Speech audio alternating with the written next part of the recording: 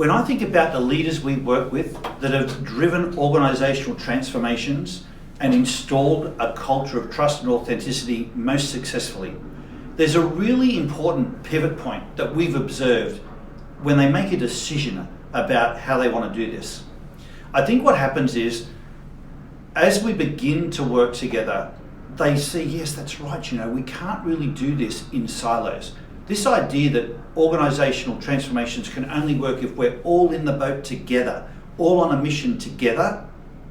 When it comes to then installing the culture for the organisation, that's something that's got to be done from the top. I think when leaders realise that, wow, it's not about a roadmap, it's not about having milestones and delegating a process off to somebody else. If this is actually going to work, this is about me. This is about me and my leadership team, and whether or not we're role modelling this from the top first. That's a really important realisation. And I've seen a lot of leaders have false starts with this until they get to a point of making that decision and saying, you know what, it is something that we need to role model through the organisation, and not just me and not just my leadership team, but the broader people leadership cohort in the organisation really needs to embrace this. And there can't be an option to only half do it.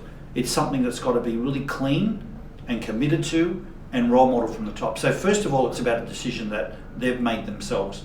And if you haven't done that yourself, I'd commend you to think about, okay, am I showing up authentically? Am I showing up at my best? Am I having the real conversations with people that are based on trust and on a sensitivity to landing, or communicating with them in a way that they need? Have I made that decision?